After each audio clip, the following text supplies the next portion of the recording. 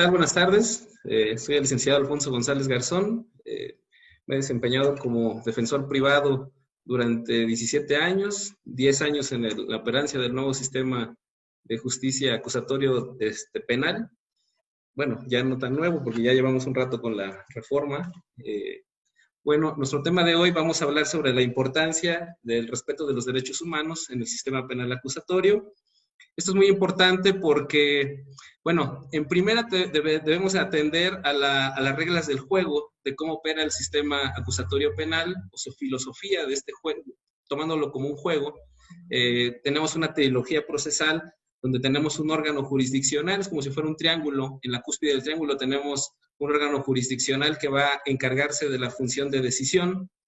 Tenemos en otra parte de esa trilogía o triángulo al Ministerio Público, donde él, con la carga de la prueba, se va a encargar de la función primordialmente de acusar, claro, previamente llevar una investigación, recabar fuentes de prueba, de acuerdo a cómo está establecido el sistema acusatorio penal. Pues en un primer momento tenemos unos datos de prueba que va a recabar el Ministerio Público a través de actos de investigación, para tratar de sustentar una acusación en su caso o una imputación en contra de una persona, en teoría alineado con esa pretensión jurídica de ese Ministerio Público. Tengo a mi víctima o ofendido, que primordialmente también tienen la pretensión de una reparación del daño, de un derecho a la verdad, de saber qué pasó o qué ocurrió con el evento que están adoleciendo. También tengo a esas víctimas ofendidas que son representadas a través de un asesor jurídico. Del otro lado, en una posición antagónica, tengo a un imputado junto con su defensa que van a realizar esa función de contrarrestar la imputación o tratar de defender al imputado. Entonces, entre esas dos partes, que es Ministerio Público y, bueno, víctima ofendido y su asesor jurídico, con la defensa y el imputado, va a establecerse un contradictorio entre ellos. Tienen que haber posiciones antagónicas. Una de las principales características de ese sistema acusatorio es ese contradictorio que se va a dar entre estas dos partes. El Ministerio Público se va a encargar de sustentar bajo argumentos, con información proveniente de sus actos de investigación, y en otro momento a través de las pruebas, esa imputación que le va a realizar una persona, y esto se refleja en que tiene que sustentar un hecho que la ley señala como delito, así como la intervención, es decir, la responsabilidad penal de una persona. La posición antagónica del defensor y de su imputado va a ser contrarrestar, atacar esa postura del Ministerio Público, igualmente con argumentos, en su caso con información que también traigan al sistema acusatorio penal. Ese sistema, repito, se caracteriza por ese contradictorio, ese juego entre esas dos partes, esa batalla entre argumentos, información, para tratar de lograr un convencimiento al órgano jurisdiccional, y que el órgano jurisdiccional, tengo 3 jueces que participan en la secuela procedimental. En un primer momento tengo un juez de control, después voy a tener un juez de tribunal de enjuiciamiento y posterior un juez ejecutor de sentencias. Y en base a ese contradictorio que se da entre las partes, el órgano jurisdiccional pues tomará la decisión atinente. Y por ejemplo, podemos ver ese juego o esa tríada procesal. Por ejemplo, en un debate sobre medidas cautelares, el Ministerio Público va a hacer la solicitud de una medida cautelar que le es aplicable al asunto en concreto, va a sustentar bajo qué argumentos pide para que sea un acto de molestia fundado y motivado, y que pueda trascender hacia una reducción o una restricción de algún derecho del señor imputado. La defensa, por su parte, pues va a contrarrestar esos argumentos con información o también con algún tipo de argumentación, y el juez al final, después de escuchar ese debate, pues tomará una decisión al respecto. Ese es el juego del sistema acusatorio. Todo ello se da en base a la información, y no es cualquier información que traen las partes al procedimiento, es una información de calidad. Esa información de calidad, ¿cuál es su límite? Pues los derechos humanos. Los derechos humanos, es interesante también saber su alcance, su contenido, y en este caso, como el tema que tratamos de su respeto en el sistema acusatorio penal, porque los derechos humanos, e incluso muchas personas, hasta los operadores, a veces desconocemos desde las definiciones de los derechos humanos hasta el catálogo que podemos encontrar, en este caso, desfilando en el sistema acusatorio penal. Los derechos humanos se entienden como espacios de libertad que tienen las personas, es más, que son infranqueables para la autoridad, su restricción o su disminución de ese disfrute de esos espacios de libertad. Incluso hay tesis jurisprudenciales que nos definen esos derechos humanos como pretensiones jurídicas, las cuales no pueden ser restringidas por la autoridad, o también se les entiende como normas de optimización dentro del sistema jurídico, normas superiores, que todo el sistema o todas las normas deben estar acorde o en congruencia con esas normas superiores de optimización. Pero también, incluso a nosotros nos ha tocado capacitar a servidores públicos, ministerios públicos, peritos, policías de investigación en esta materia de derechos humanos. Cuando nosotros les damos la capacitación, les decimos que a veces ya es muy trillado, a veces tanta capacitación en derechos humanos, pero esa capacitación también nosotros le decimos a los servidores públicos que nosotros les vamos a enseñar a cómo lastimar o restringir de manera legítima esos derechos humanos. Porque los derechos humanos no son ilimitados o no son totalmente... sí, no pueden ser restringidos o pueden ser suspendidos de una manera legítima. E incluso hay una tesis jurisprudencial con registro 239-75 emitida de la primera sala, donde nos habla ahí de los requisitos para restringir o suspender constitucionalmente los derechos humanos. Nos señala incluso dos requisitos fundamentales de esas restricciones o suspensiones. Un primer requisito es que debe de provenir de una ley formal y material, esa restricción o esa suspensión. En un segundo requisito nos hablan que esas restricciones deben superar un test de proporcionalidad, es decir, que esas restricciones primero deben de perseguir una finalidad constitucional válida para que pueda ser legal esa restricción o suspensión. Por ejemplo, en el procedimiento penal encontramos diversos derechos humanos que pueden encontrarse en un momento en colisión o en tensión de acuerdo a la etapa procedimental. Por ejemplo, tenemos el derecho humano a la libertad ambulatoria. Esta puede ser restringida o disminuida con los supuestos normativos. En el 16 constitucional tenemos en los supuestos de, por ejemplo, la orden de aprehensión, que es la regla general, la regla excepcional, la flagrancia, el caso urgente. En el artículo 146 del Código Nacional de Procedimientos Penales, pues tenemos también los supuestos de flagrancia, en sus diversas modalidades, el caso urgente, que si la autoridad cumple con estos requisitos, puede restringir o limitar o lastimar legítimamente ese derecho humano. ¿Por qué también la importancia de esos derechos humanos? Porque debe atenderse a que los operadores deben conocer el contenido y alcance del derecho humano. Muchas veces no se entiende, no se comprende, no solamente es invocar, por ejemplo, un operador, ya sea en su rol de ministerio público, de defensa, de asesor jurídico, no solamente se trata de invocar que se está controvirtiendo algún derecho humano, sino el operador debe conocer el alcance. Por ejemplo, tenemos el derecho humano a la intimidad. Ese derecho humano a la intimidad puede verse tensionado o restringido de alguna forma en el procedimiento penal. ¿Cómo puede ser? Porque el derecho humano, por ejemplo, tiene diversos contenidos. Ese derecho humano se compone por otros derechos a su vez. Tengo la inviolabilidad del domicilio, tengo la inviolabilidad de de la intervención de comunicaciones privadas, tengo el secreto bancario, incluso por ahí también se habla que está como contenido el derecho a la imagen personal. Estos derechos, ¿cómo pueden ser restringidos legítimamente en el procedimiento penal? Por ejemplo, la inviolabilidad del domicilio puede legítimamente verse restringida, por ejemplo, con una orden de cateo emitida por un juez. Esa inviolabilidad se ve tensionada o en conflicto, pero legítimamente con la orden de cateo. Por ejemplo, la inviolabilidad de las comunicaciones privadas puede también verse restringida en un momento dado con una orden, bueno, con una autorización de intervención de comunicaciones privadas emitida por un juez de control. Entonces, en ese sentido, los derechos humanos no son ilimitados, pueden restringirse legítimamente bajo los supuestos legales.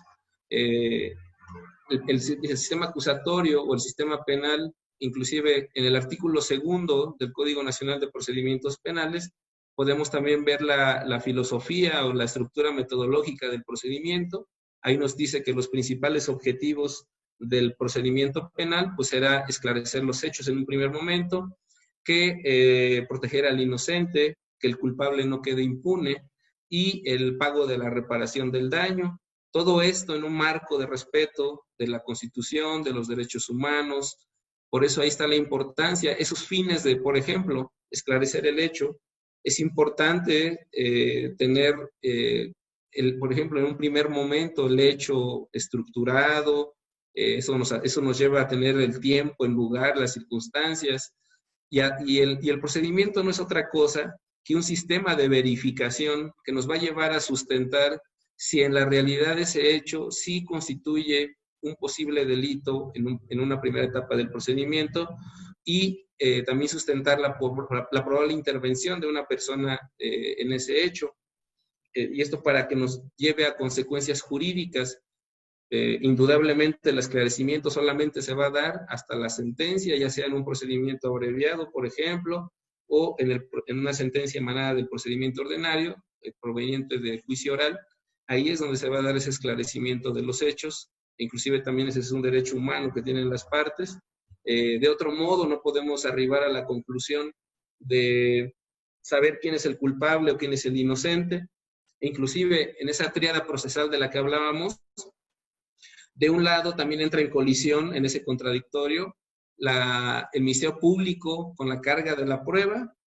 Tiene una carga procesal donde el Ministerio Público debe llegar todos los elementos para sustentar tanto el hecho como la responsabilidad penal de la persona a la que le está dirigiendo su pretensión. Del otro lado entra en tensión porque el imputado tiene a su disposición, bueno, le arropa el derecho humano de la presunción de inocencia. Él no tiene que demostrar que es inocente, él tiene una presunción. Esa presunción puede verse disminuida o rebajada de acuerdo con la operación que haga el Ministerio Público, de traer información que le vaya reduciendo poco a poco ese estatus de inocente, para, en su caso, llegar a un juicio oral y destruirle totalmente esa presunción de inocencia.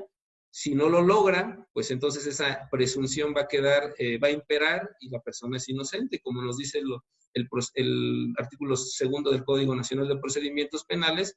Pues esa persona va a ser arropada, va a ser protegida por el sistema. Inclusive también es importante conocer, les repito, varios derechos humanos que se ven desfilados en el procedimiento penal. Tengo el debido proceso, tengo la defensa técnica y adecuada, la presunción de inocencia en sus vertientes de regla de tratamiento extraprocesal, regla de tratamiento procesal o regla de valoración probatoria. También tengo pleno acceso a la justicia. Son diversos derechos humanos que se pueden ver tensionados o comprometidos en el procedimiento penal. Los operadores jurídicos tienen que sustentar y saber cómo puedo restringir o lastimar ese derecho de manera legítima. De otro modo, el sistema también nos establece que, por eso hablábamos hace rato, que los operadores deben de ingresar al sistema información de calidad. Esa calidad, la información debe de provenir de fuentes lícitas. Tenemos ahora con mayor vigencia la prueba ilícita. Cualquier información o cualquier inclusive acto llevado a cabo con violación a derechos fundamentales, pues le acarreará una consecuencia jurídica que es la nulidad. Entonces, debo conocer como operador jurídico en mi rol de Ministerio Público, en mi rol de asesor jurídico, en mi rol de defensa o inclusive el propio juzgador. Pueden verse en un momento en una disyuntiva de lastimar un derecho humano. Inclusive, los operadores también nos es exigible conocer los ejercicios de ponderación entre estos derechos cuando se entran en colisión, saber a cuál se le va a dar prevalencia. No es no es decidir cuál derecho es más importante, uno u otro, sino hacer un ejercicio de ponderación y un ejercicio de argumentación para ver cuál derecho va a prevalecer en el procedimiento penal. También, como hace un rato referí, para que sea legítima esa restricción a los derechos humanos, tenemos que saber también o conocer el test de proporcionalidad. La Suprema Corte ha emitido diversas tesis en base a ese tema. Inclusive hay una tesis que habla de 4 etapas para llevar a cabo ese test de proporcionalidad. Si lo supera la restricción a la que se somete un derecho humano, será legítima o válida esa restricción a esos derechos humanos. Por eso es importante conocer, y aquí también nos lleva a la afirmación de que la capacitación de los operadores, eso nos va a llevar a una operancia eficiente y de calidad en el sistema acusatorio penal. En el mundo se debaten 2 sistemas de diseño del sistema acusatorio penal, bueno, el sistema de justicia penal. Por un lado tengo el sistema de debido proceso, un sistema donde tengan vigencia, tengan privilegio los derechos, garantías para las partes, y tengo otro modelo que es el modelo de control social del delito, donde en pro de la seguridad o bajo un discurso de seguridad, en algunas partes del sistema de justicia se van rebajando garantías en pro de obtener esa seguridad. Eso lo vivimos, por ejemplo, en nuestro país. Tenemos índices récord en violencia, en la comisión de delitos, en impunidad. Este sistema acusatorio penal cada día está siendo sometido a pruebas. Es un sistema que en su diseño es muy avanzado, inclusive a los operadores nos lleva a desarrollar capacidades, nos lleva a desarrollar competencias. Muchos de nosotros en nuestra preparación no estábamos acostumbrados a operar estos sistemas, donde se privilegia la oralidad, la argumentación, son capacidades y competencias que tenemos que desarrollar. Nos lleva a un reto de superar estas exigencias que nos impone el sistema de justicia penal acusatorio. Por eso es la importancia del respeto de los derechos humanos. De otro modo, nos llevará a consecuencias que estamos viendo. Hay veces que vemos en las noticias que, por ejemplo, se detuvo a cierto miembro, por ejemplo, de la delincuencia organizada, llegamos a control de la detención y un juez se ve casi obligado a darle libertad, a no superar ese control de la detención, porque a lo mejor el Ministerio Público o la Policía de Investigación o los cuerpos policíacos que participaron en su detención, pues no observaron las normas o las reglas para llevar a cabo esa restricción de libertad deambulatoria para que sea legítima o para que sea legal y pueda superar esos test para que podamos llegar a esa afirmación de esa restricción, de volverla legítima. Y claro, por ejemplo, en el Código Nacional ahora tenemos las cláusulas de nulidad. En el artículo 97 del Código Nacional de Procedimientos Penales, ahí nos viene la nulidad, atendiendo a las teorías de la nulidad, y tengo una nulidad absoluta en tratándose de violación a derechos fundamentales. Cualquier acto, cualquier prueba, pues va a devenir en ilegal o ilícita y no se va a poder usar esa información que puede ser vital o puede ser importante para el esclarecimiento de los hechos, pero como se obtuvo bajo supuestos de prueba ilícita, pues no se puede emplear esa información. Entonces, tenemos muchas fronteras o límites en el sistema acusatorio para que ese sistema pueda operar de manera legítima. Ese sistema es muy importante para las personas. A veces las personas, hasta a veces en las noticias vemos que ese sistema me puede ser ajeno para mí porque creemos que es para gente que cometen delitos, que se tienen como un modo de vida, estar cometiendo delitos, pero no. Cualquier persona que no tengamos un modo ilícito de vida, podemos vernos inmersos en un procedimiento penal como imputados, como víctimas, como ofendidos. Máxime nosotros como abogados nos vemos relacionados como operadores, pero cualquier persona puede verse relacionada con la comisión de un delito y le cambia la vida totalmente.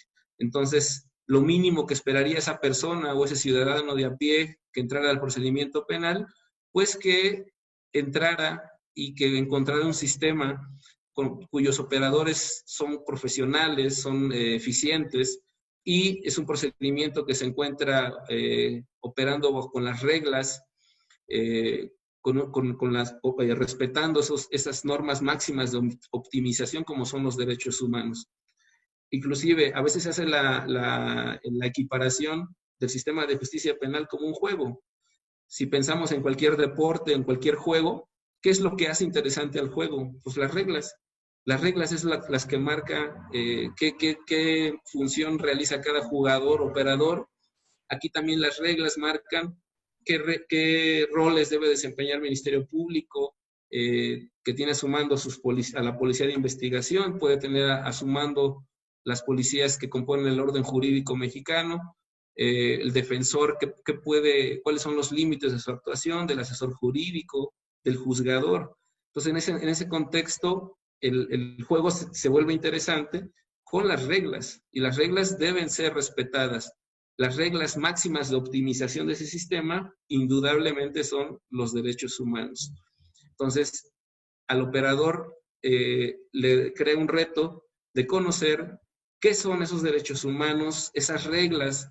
Inclusive, nuestro sistema jurídico mexicano, desde el 2011, cambió totalmente su estructura o su jerarquía de normas, porque ahora tengo un bloque de regularidad constitucional o parámetro de regularidad constitucional compuesto por no solamente la Constitución, tengo mis tratados internacionales, tengo las sentencias que va emitiendo la Corte Interamericana de los Derechos Humanos, tengo las jurisprudencias del Poder Judicial Federal, que son normas máximas que están en ese bloque o en ese parámetro, y las demás normas que componen ese sistema jurídico deben de estar en congruencia o en armonía con esas normas máximas de optimización. Inclusive ahí también nos lleva a los operadores saber operar los controles o saber argumentar un control de convencionalidad, un control de constitucionalidad. Entonces son temas muy interesantes, o estructuras metodológicas de argumentación muy interesantes que a los operadores nos lleva a retos, y eso indudablemente se va a obtener a través de la capacitación de nosotros como operadores, repito, en los roles que nos toque jugar como juzgador, como Ministerio Público, asesor jurídico o como defensor. Entonces, la importancia de los derechos humanos es volver al sistema de justicia penal eficiente, legítimo. A veces hay comparaciones del sistema de justicia penal como si fuera una prueba de laboratorio. Si yo tengo la sospecha de, no sé, de padecer una enfermedad o algo, pues tengo que acudir a una prueba de laboratorio. Aquí también, cuando tenemos los rasgos de que hay la comisión de un delito o la responsabilidad penal de una persona, pues indudablemente tenemos que acudir al procedimiento penal o al sistema de justicia penal para esclarecer que ese hecho sea en verdad sea constitutivo de delito, en verdad la persona sí se le puede afincar una responsabilidad penal para, en su caso, aplicar una consecuencia jurídica. E incluso no solamente esperar hasta la sentencia, tenemos en este sistema de justicia medios alternativos de solución de controversias, un acuerdo reparatorio, una suspensión condicional del proceso, o tengo también formas anticipadas de terminación como el procedimiento abreviado. Pero para acceder a esos medios, indudablemente tengo que llevar a cabo un procedimiento, y en ese procedimiento para todas las partes debe ser un juego limpio, debe ser un juego equitativo. Tengo por ahí también un principio de igualdad de armas, donde el Ministerio Público está en igualdad con la defensa para sostener la acusación y para confrontar esa postura jurídica que asuma el Ministerio Público.